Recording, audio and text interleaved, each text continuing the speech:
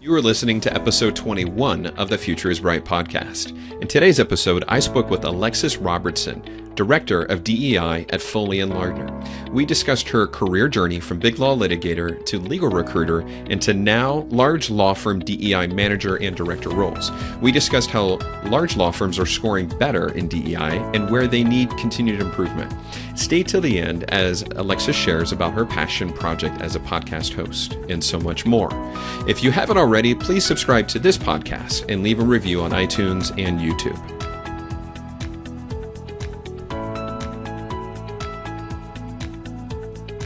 A bit more about Alexis. Alexis Robertson is the Director of Diversity, Equity, and Inclusion for Foley Lardner. She provides firm-wide strategic direction and oversight on all diversity and inclusion-related matters. In addition to supervising the DEI team, she collaborates with the firm leadership, talent development, and business development to address DEI-related concerns and execute the firm's DEI strategic plan. Alexis is also the host of Foley's podcast, The Path and the Practice. Alexis joined Foley from Baker McKenzie, where she was North America Manager of Diversity and Inclusion. Prior to Baker, Alexis spent 2 years as a legal recruiter director for the Partners Group. Alexis earned her law degree from the University of Michigan Law School and practiced with Kirkland & Ellis and Safar Shaw following graduation. Welcome, Alexis, to the Future is Bright podcast. It's great to have you on the show. Hi, Chris. It's delighted to be here. Looking forward to diving in today. So delighted that we were able to make some time on our calendars for this to work before the summer really hits. I hear you just got back from overseas and did some travel and some work, it sounds like. Would love to hear a brief bit about that. And then I'd love to hear from you. Why become a lawyer? So I notice you're a University of Michigan law grad. Give us a little background on that as well. I love that. Why become a lawyer but not actually practice as a lawyer anymore? Well, before we get there, yes, I'm recently back from a trip to London and Paris. Actually, work brought me to London. I did a program with a vendor that we've been using at Foley for some of our DEI data analytics efforts. Okay. So, we may or may not dive into that more as we're talking. And then, if I'm over there, I might as well continue on to Paris. But as to your broader question, why become a lawyer? It's because my mother raised a little litigator. And actually, my mom is who I traveled with to London. And she went to law school but never practiced. She actually was a diversity professional, ended up as one. So we'll get into this too. I'm a second generation diversity professional. But she frequently challenged me to sort of state my case. And I, from a young age, knew I wanted to go to law school. And I'm the daughter of a lawyer, who never practiced, but ends up being a diversity professional and an artist. So I really have those two dichotomies in me. I could have maybe just as easily gone to school for photography or theater, but instead I chose what seemed far more safe and also something I was very interested in, which is law school. I was that person who in undergrad could tell you when I was taking the LSAT. Right. That's awesome. Yes. So, why University of Michigan? Was that kind of your goal, or? In some ways, it's the Midwesterner coming out of me. So I was raised in Wisconsin. I went to undergrad in Washington, D.C. at the American University.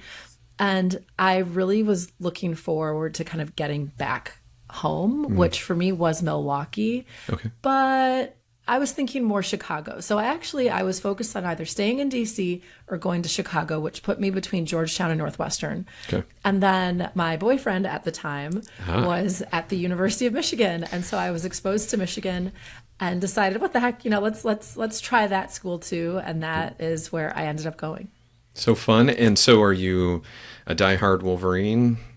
No. I'm not. I'm just not a sports person. I understand that. So, as all of my friends and family, to their chagrin, I'm kind of like a yay sports. Right. So I do appreciate Michigan football and basketball. I understand they're good at a lot of those things, but I think a lot of the real fervor is for those who go to Michigan for undergrad. Of course. And you're in safe company. I'm not the hugest sports fan. My wife is that in spades, so I get that.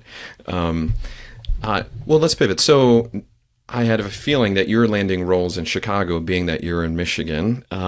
So you summered at some not schools, but at law firms, and then you ended up at Kirkland, and then also transitioned to Safe Farth. Share a little bit of our journey, what it was like to practice litigation at Kirkland. Yeah, so I always knew I wanted to be a litigator, and I'll mention it because it all ties together. I'm currently Director of Diversity and Inclusion at Foley Lardner, and that's where I spent my 1L summer in Chicago, actually. Okay. But my 2L summer was at Kirkland & Ellis in Chicago. And it's funny, I think I always knew I wanted to be a litigator, but I did do that thing where you say, oh, I'm going to try all the different types of assignments. I'll try some corporate, and the little bit of exposure I got to corporate or M&A or private equity was maybe like, absolutely not. So I was very happy to do what I thought I was going to do, which was litigation. And I spent the first 6 years of my career at Kirkland & Ellis Chicago as a commercial litigation associate, doing a lot of just complex commercial litigation. So what does that mean? It's people fighting over stuff that ends up in court, except if you're at Kirkland, there's a dispute over something that is worth a lot of money. Right. And in my case, I worked on a lot of different matters, but towards the end, I did a lot of actually professional liability insurance related matters for Aon at the time. So we're talking, no, we thought we had $1 billion in coverage, and the insurer's like, no, it was 200 million.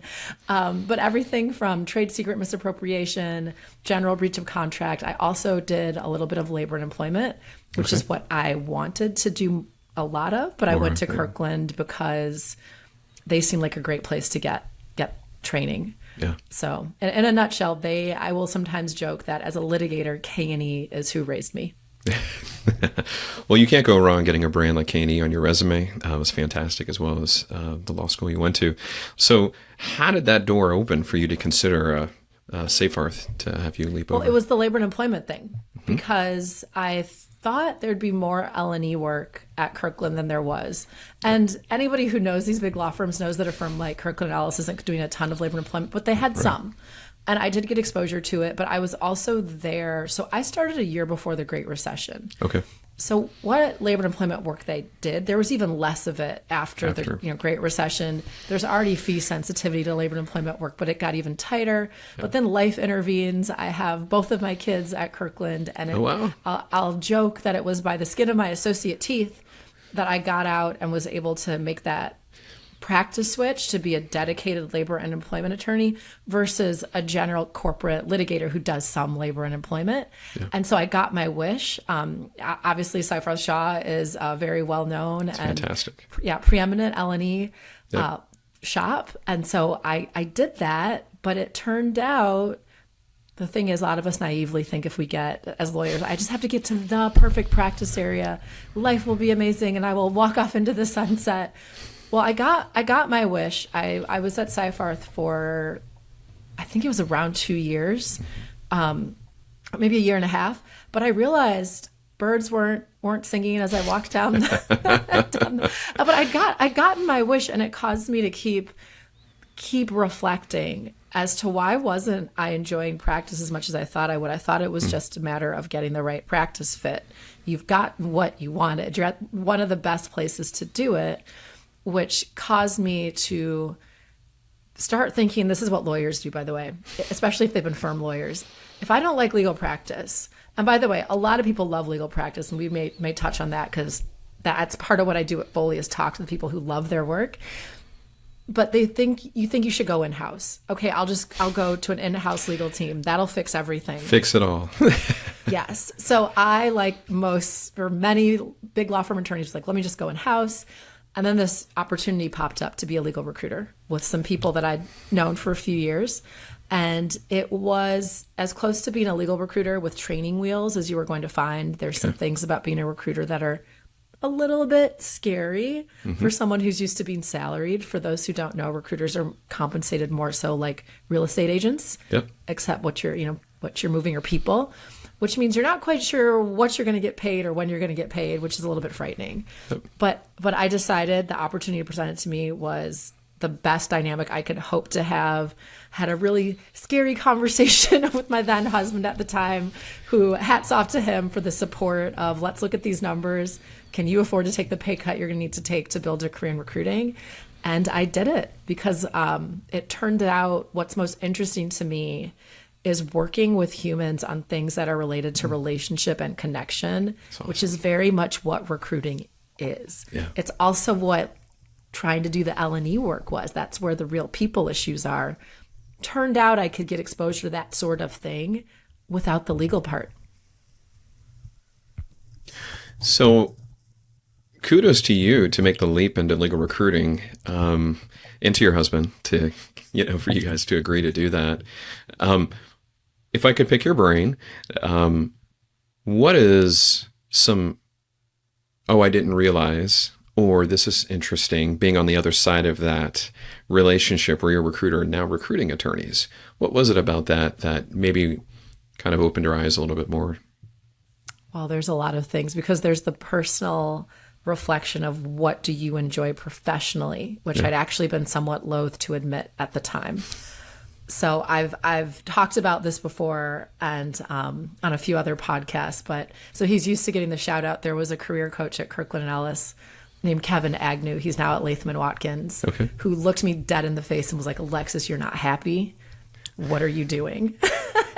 He was like, you're someone who will make the most of things. But I do think for a lot of us, and certainly, me at the time, having 2 small kids, all the things in life happening, you get this, you're afraid, if you truly admit that you don't like something, now you either have to change or you have to deal with the ensuing emotions. Yeah. It's a lot easier to just kind of smile and grin and bear, to not think too hard. Yeah. So that was interesting, that it's okay to get real with yourself so that you can focus on what will hopefully be the next thing for you. But also, being a recruiter made me keenly interested in the business of law and the industry in a way that I can't say I was as an attorney, which may sound a little bit weird because you're a lawyer at a big firm. Why wouldn't you pay attention to the industry? But it is different. It is. And I'm talking in terms of overall market trends, by practice group. And it just caused me to have a much broader understanding of the industry I was in versus just my practice group or just my firm. Huge. And kudos to Kevin, and what a gift to you. Oh my goodness. It didn't feel like a gift at the time. It felt like, sure. Where's my pamphlet of 6 handy tips to go in a house? Why are you making me be introspective right now? Yeah, I'm sure. So 2 years recruiting. Let's talk about this next transition, because it wasn't recruiting. Tell me why. It wasn't. And this is, I actually give a lot of career advice on the side. I'll joke that I moonlight as a career coach. Understand. And most people are far more intentional than I was. So maybe that's going to, make your listeners not want to take my advice as much. But another opportunity presented itself. About 2 years into being a recruiter, I was approached about an opportunity at Baker McKenzie, another very large law firm, to be their first North America manager of diversity and inclusion. Oh, wow. And it was a little bit different because I really enjoyed recruiting. It takes recruiters a little while to get up to speed. I felt like I was just hitting my stride. Yeah. But I thought, go to coffee, learn more about this role. And it was interesting enough. There were challenges there. At the time, Baker had hired a brand new director who had a lot of experience, and it was clear that I could learn from her. And so what I was bringing was my experience as being a woman of color in big law, my experience as a recruiter. And while recruiting, I really focused on placing attorneys from underrepresented backgrounds with law firms and corporations, not exclusively, but that was a lot of who my network was. So I knew that side of things, and I needed to learn the rest. And I thought to myself, just like I thought to myself, okay, if recruiting doesn't work out, you can go back to being a lawyer. I thought to myself, well, if this doesn't work out, you could go back to being a recruiter. Yeah. So I decided to join Baker McKenzie. So I just can't help but think, where's your mom in this with her journey and what she's done? And is she hands off, or is she very like? Oh no, she's not involved in this at all, and I'm loath to admit even still any similarities. But she came out of law school at a very different time. She went to a small law school in Georgia, I'll often say she would have been much more cut out for big law legal practice than myself. Okay. But she was actively dissuaded from applying to jobs in larger law firms, those that even were interested in students from kind of, smaller third or fourth tier law schools. And she ended up a government and a compliance path, and then into that EEO affirmative action path within corporate America, Sure. which leads to also the diversity route. But I will sometimes joke that she is the more, I'll say the hard science diversity. I can't do an affirmative action plan. Right. She retired after working at the OFCCP. She knows how to audit. Awesome. But she's just watching me as I do what I do. And it was a different path because she'd never been in big law. Mm-hmm. She'd never been a recruiter. And even though she did diversity work in for the government, corporations, and in higher ed, she hadn't done it in a large law firm before. So she was very hands off. And that's very kind of her. Sometimes that can be a bit overbearing. So with the journey of jumping into yet another career, but an enhancement, I mean, all of it adds up for your experience and who you are and discovering yourself. Talk to my audience about those first couple of years doing DEI management work within a monstrous firm like Baker. What were some of the ahas, some takeaways, some things that you noticed? Well, I have deep gratitude for Anna Brown, who maybe about a year ago, she left Baker as their chief global diversity officer, and she's joined a healthcare system, I believe, in Massachusetts. She was tremendous. I learned so much from Anna because there's a lot that we, particularly if you've worked in a large law firm, understand about how it works, but there are best practices and things you're going to want to learn, whether it be about, say, the players in the industry, and that goes for anything, law firm DEI or anything else.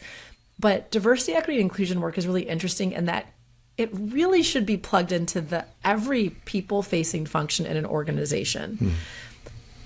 And it took some time for me to wrap my head around that, because I think for a lot of people, you think about DEI work as being really programmatic and educational. Right. And that's really only one manifestation of it. And in many ways, that's the easiest manifestation. It's let's have a great Women's History Month program. But to be effective, you need to be embedded in the entire structure and system of how you're managing humans. So it is ultimately talent management or talent development. And there's also aspects that are working with HR as well as in a law firm, your legal departments, and also business development and marketing. That's another thing that Anna really opened my eyes to, was the relationship between the DEI work and client relationship building, because clients were demanding that we focus on this. There were also opportunities to partner and work together. But it really felt like initially there's the drinking from a fire hose, because what could be brought to you, and this was actually the same for me, and this is where any attorney listening will do a hard eye roll. But when I was a practicing lawyer, the boundaries of my work were on the matters I was on. Those could still be wild. Just they could have a ton of stuff. But at the end of the day, if I wasn't retained on that matter, it wasn't coming to me. Okay. But as a recruiter, and also even, and very much as a diversity professional, the boundaries don't exist. So take DEI, for example. We could say our strategic priorities are these three things. But looking back, say at 2020, what are we going to do about racial justice and equity? How are we addressing anti-Asian hate? What about trans rights? And you can't turn to someone and say, oh, we don't care about that right now. Whereas if you were like, my job is to update the marketing materials related to the CRM, name other businessy things, that's the strategic priority. Because these are such human issues, you can't turn and say, we don't care about that issue right now. Yeah, I can use my strategic priorities as a bit of a shield to say, we're moving forward on these, and we'll have to figure out what we can reasonably do regarding these other issues. But you don't have the ability to say, no, let's leave that till Q4. The challenges and the pressures that I think you guys would have to, the DEI teams would have to carry to be aware enough of the impact externally, internally, and trying to move the needle. I mean, wild. I'm trying to wrap my brain around. An exercise in personal boundaries, which is the case. I think everybody needs this, because none of our jobs are getting less complex. Yeah. But for me to do what I do and not suffer burnout, which is a real issue. And not to say I don't have trying times, but I don't hire, fire, or promote. I ultimately am a consultant within my organization. I make recommendations. I hope that many of them are taken. I then work with other teams, other stakeholders to execute on those. Some of those my team executes on, but a fair amount of it is working across the firm to get others to do it. But you have to have a keen understanding of what you can influence and what you cannot. No one individual is going to, carry an entire organization on their back. But I think I think everyone, but especially busy professionals, you have to figure out how you're going to have some semblance of boundaries, because the list will keep getting longer. And I frankly couldn't do the job, because you can't do anything if you say yes to everything, which, by the way, directly contradicts what I just said. But it does mean saying we're unable to launch a 9-month project that ideally would have 20 people to address this one issue. But what can we do? Could we embed this component here? Could we bring in a speaker here? How can we start to address and acknowledge? Because a lot of DEI work is also about people feeling seen, that we're able to do within the hours of the day that we have. Definitely hearing a lot of Brene Brown in what you're sharing. Sure. I did see the qualification. I took her Dare to Lead. Yes. Yeah, I saw that. That's awesome. Let's go there, but with a little bit more for my audience to understand. So obviously you're at Foley now. Talk a little bit about that transition, the invitation from Foley. Even help me understand, was it Foley's idea to make you a quote unquote consultant versus more ownership or a different type of reporting structure? And they don't call me a consultant. They might be disturbed to know that that's how I refer to myself. Sure. So my role at Foley, I'm Director of Diversity and Inclusion. I joined Foley after about 2.5 years with Baker McKenzie when I saw that they were hiring for this DEI director role. I actually vividly remember seeing it. It came into my inbox because all of us get sent all the roles by different recruiters. I filed it away and said, nope. But I woke up in the middle of the night and thought, Alexis, you know that firm. Oh, wow. Because I'd been a summer associate. A really good friend of mine from law school was a partner in their Miami office, and I'd seen him matriculate. So I knew it was a good place. And I figured it was something I really should consider, because Baker McKenzie was great, but in terms of the growth of the DEI department at Baker McKenzie at the time, it was really beneficial for me to go to another role so my colleague, who was also a manager, could be promoted into director at Baker McKenzie. That's awesome. And I don't think that's telling too much in terms of, office dynamics. You're good. And also, just candidly, Baker's really, really complex. The majority of my headcount at Foley is US. There's some things at Foley, not to say my job is by any means simple, that are simpler, that are more streamlined, because I don't really have to worry about global data privacy in the way that I did at Baker McKenzie. Yeah. So, one thing leads to another. I am fortunate enough to get the role with Foley. And I will say, I have to say this in all podcasts, everything I'm going to say right now, my opinions, I'm not, speaking on behalf of Foley and Lardner, just to be really clear there. But I was am Foley's first director level diversity professional. They've had, over 20 years of having chief diversity partners who are also full-time practicing lawyers, as well as having other support, specialist level support for DEI. But in terms of a dedicated, more senior level person to help set strategy, that was me. Okay. And actually, where should I focus? I'm about to lose the thread. And before I do, where should I focus in terms of talking about what I do at Foley? Let's do this. I'm going to pivot, and then I want to kind of have you pull it in. We'll tie it in two ways. So I'll have you answer this question through what you're doing and what you're going to be doing with Foley. But in essence, so where have you seen improvement within corporate law firms around DEI efforts? Mm-hmm. And where do firms need to kind of refocus their efforts, kind of the next level? So in regards to your role, what you're seeing, that's another thing. Yeah. So what we see in law firms, and really that is my niche, that's my specialty, but I think this is true in corporate America as well. We've done a lot better with recruiting. A lot of organizations, and focusing on law firms, if you could pull their data from 10 years ago, they're doing better at getting people from historically underrepresented demographic backgrounds in the door. So in large law firms, that's in those associate ranks, especially our junior associate ranks. And what's funny is I think a lot of times with diversity, the first thing anyone thinks about is recruiting. Yeah. So I often have people, and this is not to say I don't want your ideas because I do, but 99% of the time, what that person's coming to me with is recruiting. It's, Alexis, have we done this? Have we thought of that? And whether it's internal or external or someone just emailing me or messaging me on LinkedIn, it's usually a recruiting idea.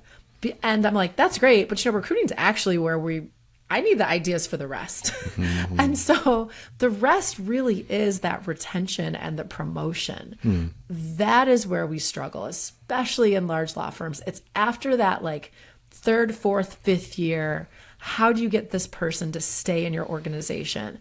But what I think is really critical to talk about, so obviously as a diversity director, I'm talking underrepresented groups, meaning women, racial ethnic minorities, LGBTQ, or members of the LGBTQ community, persons with disabilities, often will include veterans or first generation professionals in that discussion as well. But the thing is, we also need to focus on recruiting, and we need to focus on retaining everyone. So what I tend to do when I talk diversity is turn it into a talent discussion. Okay. So it's not as if the individuals in those groups I just highlighted are somehow separate from the idea of people or talent. So what I'm doing is figuring out how our organization can be great for people, for all people. And I think it's important to start framing things that way because it can feel more inclusive. Yeah. And for those who, getting really candid, white, cisgendered, able-bodied, heterosexual male who's like, what does this have to do with me? Yeah. Everybody wants to work in a good place. And a lot of the things that we can do to make it a better experience for those who are most marginalized also translates to those who are, in the majority, having a better experience in the organization. But what we really need to focus on as it relates to those, historically underrepresented or even systemically excluded groups are the things that relate to retention, which is a lot of development, training, getting good work, having enough work to do, and then exposure to client relationships and ability to matriculate into the partnership and also the leadership in these organizations. Is it working?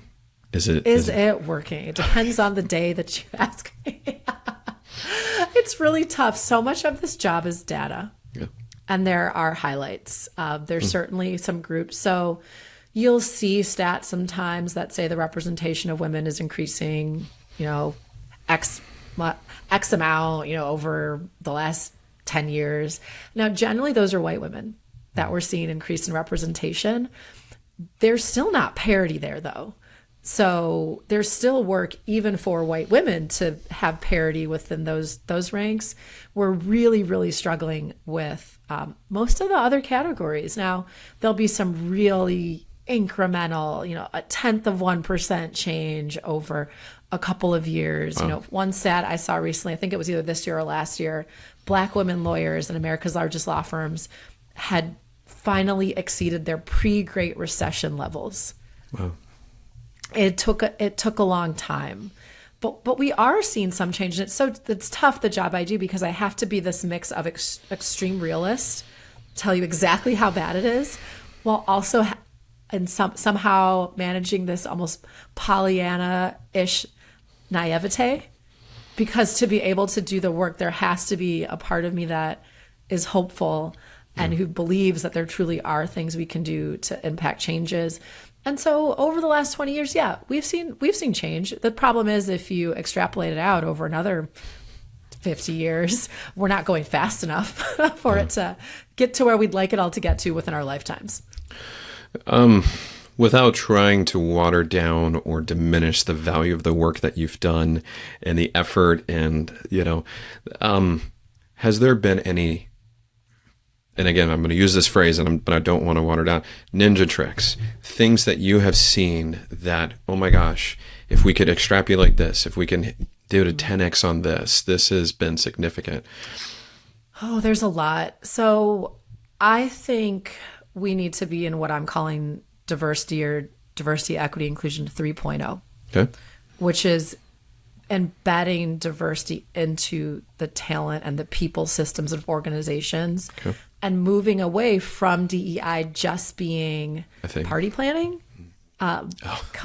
Please come to our Black History Month program. And that's not to say you shouldn't have them. Sure. We really do need education, but we need the second order.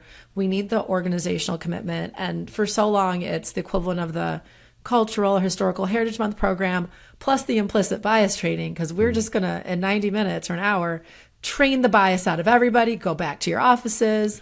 You will now be the perfect manager, and you're just going to promote people and it'll be great. That really has not been working. So I think what we're going to see is actually a move away from implicit bias training and education and that sort of education. But let me be very clear. This is not Alexis Robertson saying we shouldn't do implicit bias training. I don't want that to be the takeaway here, but Sure. It really needs to be used in a much more precise way. You need to measure it. You're not going to fix all of your ills with a 1-hour training. I liken that to me sending you to a 60-minute training on weight loss. Okay. And then checking in with you 6 months from now and asking if you've lost any weight. I've Probably lost weight and I've gained weight. It's gone back and Probably forth. not, because I think for too long DEI work has been focused on changing individual hearts and minds versus the organization taking on responsibility and frankly modifying behavior without the need for personal buy-in, which we do all the time in organizations. We change a document, the way you have to fill it out for performance reviews. You're just going to do it. And depending on how thoughtful that document is, you may now be giving better feedback to everyone, including women and racial minorities. My only option is not just to send you off for training. So I think there's that. The other thing is, for the diversity professional or somebody who finds them in a capacity to lead this sort of change or other sorts of organizational change, we have to get real. A lot of DEI is about saying the thing and candid conversations, but you're dealing with humans. And if you attack someone's identity in the hope that they're going to change who they are, they have shut down, they cannot hear you, you will not make it past the lizard brain. So the challenge for someone like myself is, while being candid about what we're seeing, figuring out a way to really rally individuals in the organization to something that they're inspired to call to action to, or like I said, we've just changed something and now you have to change your behavior. But I think, and there's some people who would vehemently disagree with me, that we should be able to say the thing, that I should not have to focus on the comfort of the majority. But if it's coming to how to change things, I'm very careful with how I speak to people. I'm very careful with making DEI a positive experience so that I'm not written off and associated with some, here's Alexis to berate us about what we're not doing well. And I think that just comes from an understanding of how humans work and how people literally will, as soon as they feel attacked, will shut down and not hear a word that you're saying. Yeah. And so there's really a need to be thoughtful in your approach. Yeah. And there may be some things that you could say 15 minutes later, after you've made that person have some feeling of comfort or camaraderie around you. And like I said, I'm also hesitant in even saying that, because there's a lot around, we do need to be honest and candid, but if you're too hard hitting, yeah. And also if you think you're going to come in and make changes without really learning the culture of an organization, yeah. You run the risk of having a chilling effect on anything that you do going forward. You know, I'm hearing again some of this Brene Brown come out from you, and the importance of, it's not what you say, it's how you say it, and which my wife says often in our home, and it's the building trust so that those words could be heard. It's the notion of psychological safety. So even for white heterosexual men, women, all of that they're safe enough to feel safe enough to talk to you about these things in this, to implement change and partner with you or support what's going on. And it's all of the lovely, I know Brene Brown would never want to call it soft skills. They're real skills. And this is also some Susan David talking, great book on emotional agility. But there's how to navigate human beings. Mm-hmm. But there's also, how do we connect this to the bottom line? So earlier I mentioned about that connection with our clients. Yeah. So while I'm very focused on the best way to make you hear what I have to say, within that conversation is, this costs us money. Attrition costs our firm money. That speaks. These people, the people who are leaving, those are people. It costs us money to recruit them in and to train them. Our clients are focused on this. Our clients are focused on our values alignment with them. Our clients are serving usually a diverse array of people. They want their outside counsel to similarly understand the issues they're facing. So it's a client issue. It's a money issue. And one thing I want to be clear about, and this comes up for the people who've been to some sort of DEI training, let me say, or education, is this idea of the business case. Because what it sounds like I just said was the business case. And it sort of is. But we need to be motivated ultimately by more than that. So like I said, sometimes people hear me better when I'm like, this is expensive. Yeah. You should fix or address within the legal industry talent-related concerns because it's costing you money when your talent walks out the door. But if I'm working to attract someone to my organization, and if Chris, you ask me, why do you care about diversity, equity, inclusion? And I say, because people like you make us money.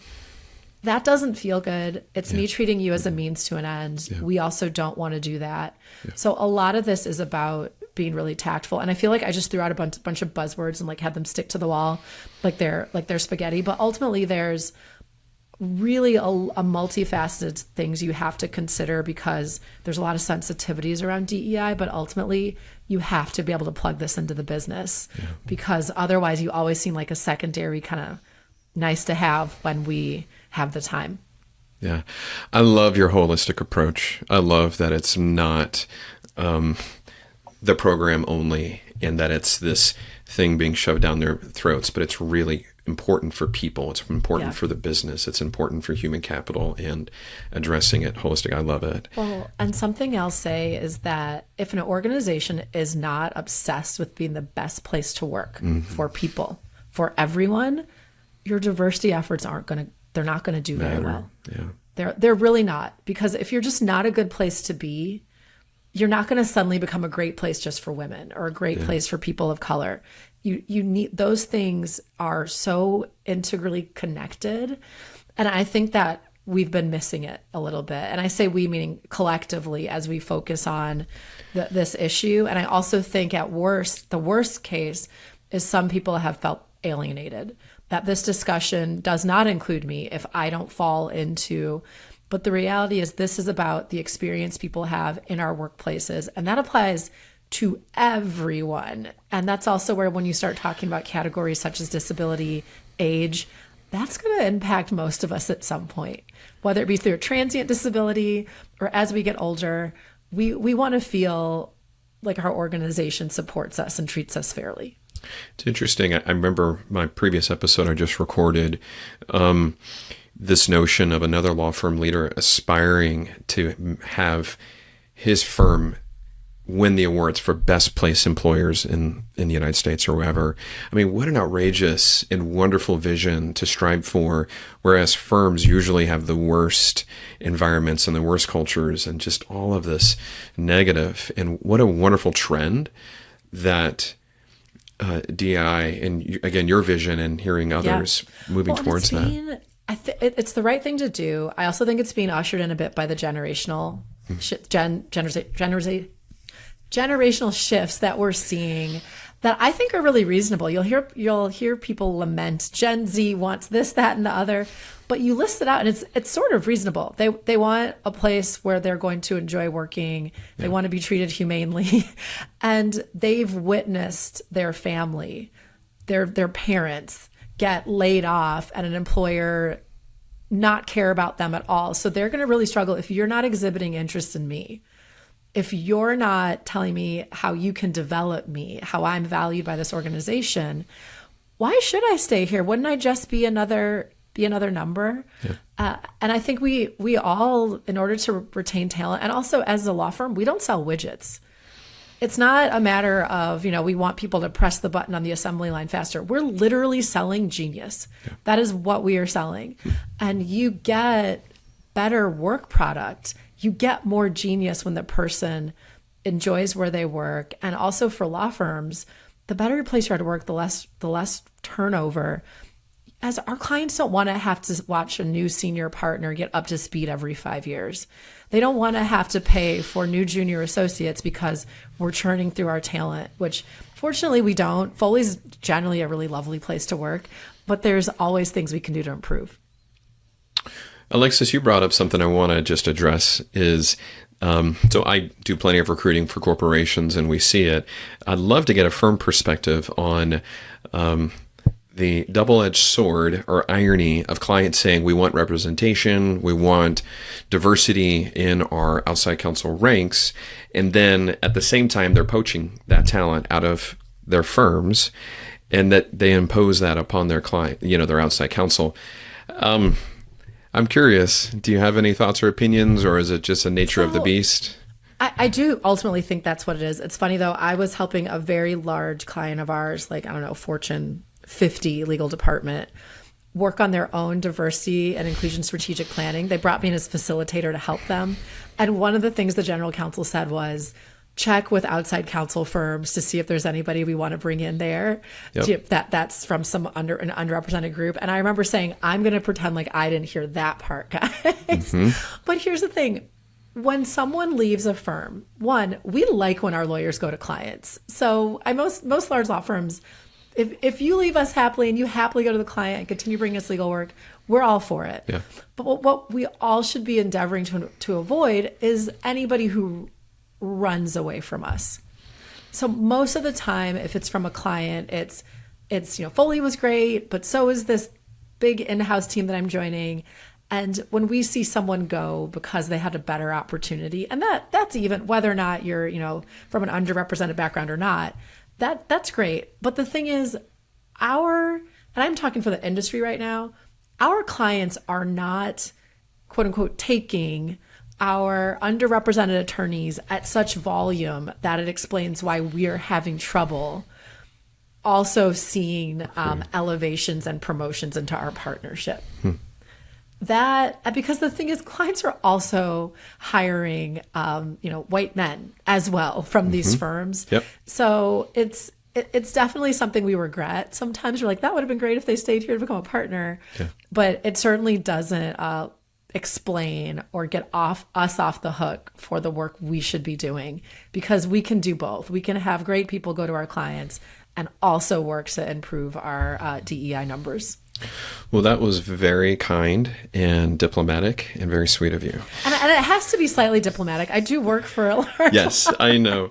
And I've got law firm chairmen of large law firms saying that darn client took this incredible attorney that we worked so hard to get, male, female, uniqueness, and it's interesting the challenge it creates. But there's so much wrapped up into that, right? Which is there's something that was more appealing, which may be better off for that individual, of course. But also, unfortunately, particularly when we're looking at attorneys from underrepresented groups, and by the way, I very intentionally say that instead of diverse. I really don't like referring to individuals as diverse because diversity is the quality of a group, but we shouldn't only be dealing in the ones and twos. And that's the problem. The path to partnership at many of the largest firms is this 8 to 12 year timeline. And for many of us, we're like, well, this one woman in this one practice group is up next year. There's nobody behind her for 5 years. Or there's this Black senior associate it'd be great if we got him over the hump. That's why we need to work on the retention piece. So it's not just that we've worked so hard with this one person for the last decade. Once again, the finger comes back to us. Good. I love it. You have a podcast, and you just sounds like you jumped, 2 feet forward into this. I'd love to hear some of the story. I'd love to hear why, what you're doing with it, maybe even some takeaways, maybe some advice for people who are entertaining the thought of it at other firms. Yeah.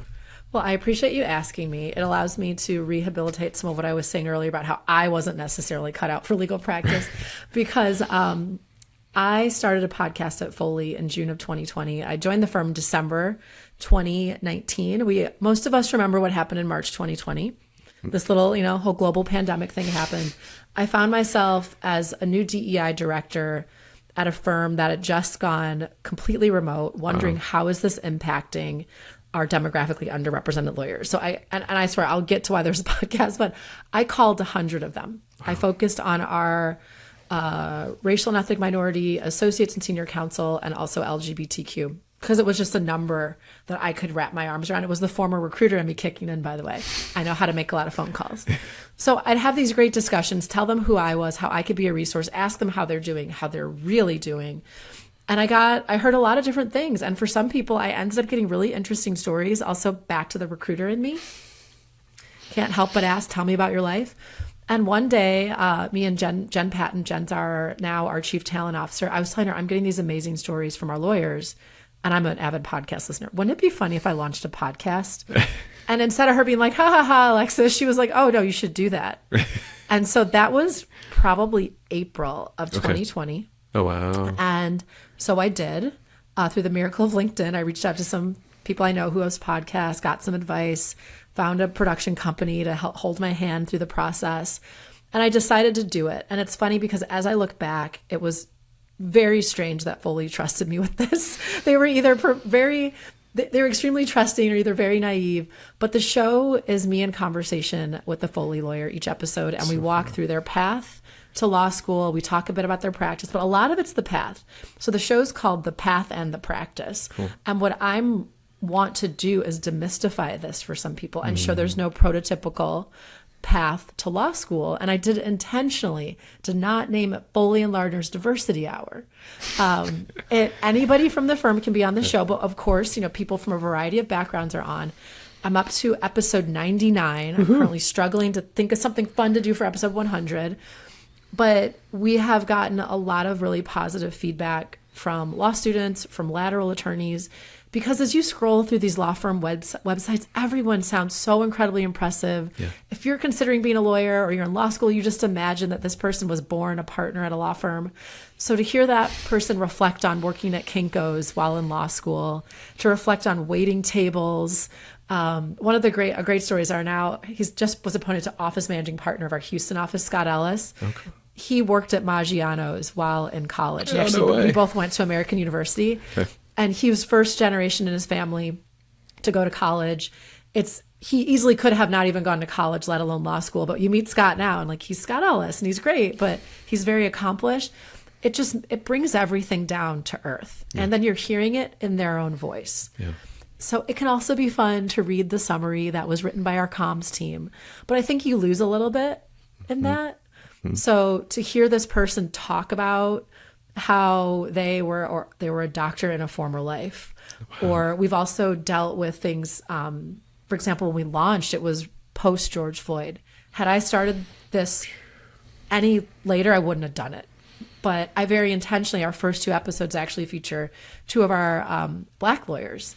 And we talk about experiences that they've had being a Black person in law school. And, one of them's Von Bryant. He got pulled over on his bike while in law school, taking his clothes to the dry cleaner, and just things that they make it real. And I will say I'm a bit of a celebrity for our summer associate class because they all know my voice.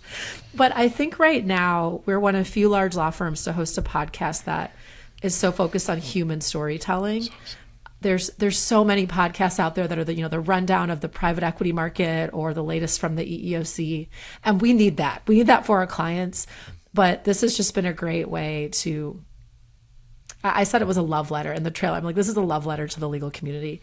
And a unifying thread, by the way, is people finding the practice that most resonates with them.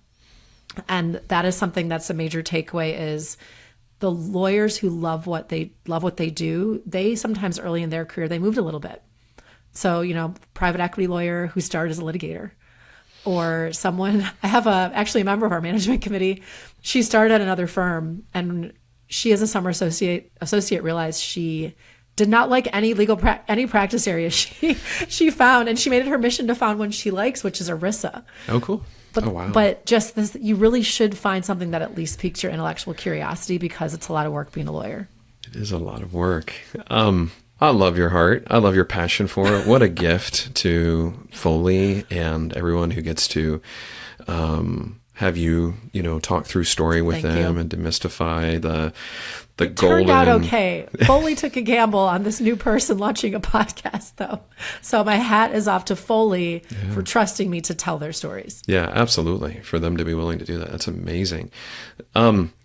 So we're cutting short on time, and I want to respect your day, Alexis.